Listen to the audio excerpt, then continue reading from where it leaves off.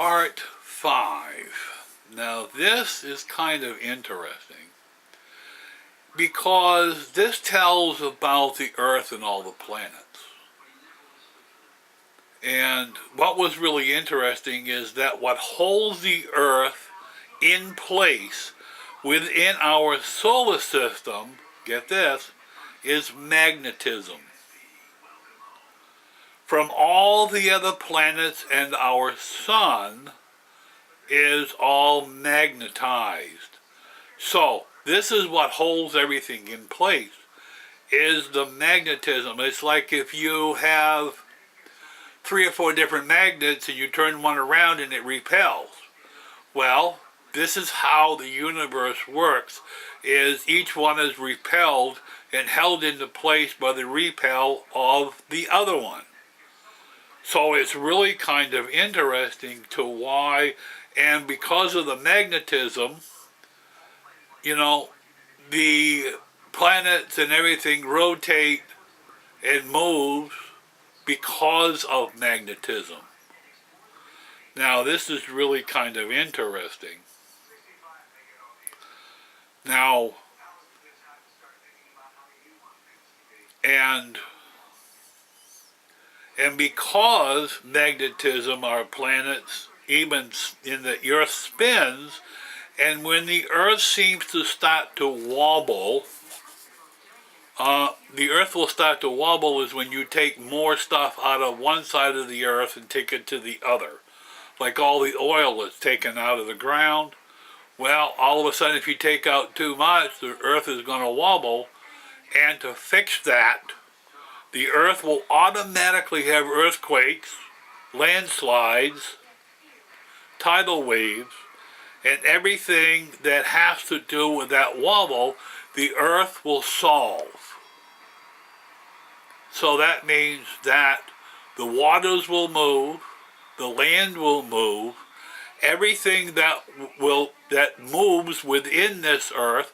That's why we have earthquakes, and that's why we have landslides and tidal waves and stuff. Is the Earth is trying to stabilize the wobble of the Earth.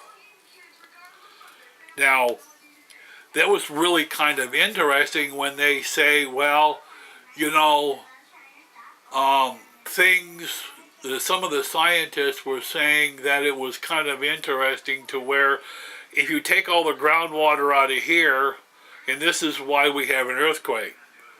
Well, even though the groundwater was taken out and the ground does move some to fill up that cavity, but that's not the real reason why we have the earthquakes, and a lot of the movement is because of the wobble of the Earth. So that was really kind of interesting, was that all the planets in this solar system was broken pieces off the sun. That was really, when I found that out, I'm going, wow, that was really kind of interesting, to where that's why the Earth is a molten center. And I think if you could go to the rest of the planets, that they have molten centers too, because they were broken pieces off the sun. So, but you see, they're far enough away from the sun to where they don't get enough heat like the Earth does, you see. And there is one thing you have to really realize, is the Earth is the right distance from the sun.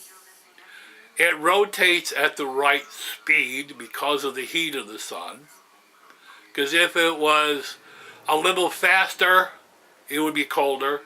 If it was a little slower, it would be hotter. So within that spin, it's perfect. The spin within the Earth is perfect because of the cold and hot. And the reason that we have seasons is because of the Earth tilts. As it's spinning, it's tilting away from the sun. So the bottom part of the Earth And also we are a little bit further away from the sun, so this is why we have winter.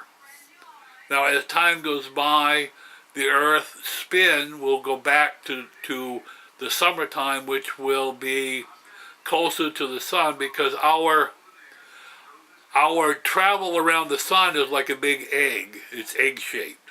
So, and within the spin of the Earth and with the rotation, there's a, it's because of magnetism. It's all because of that.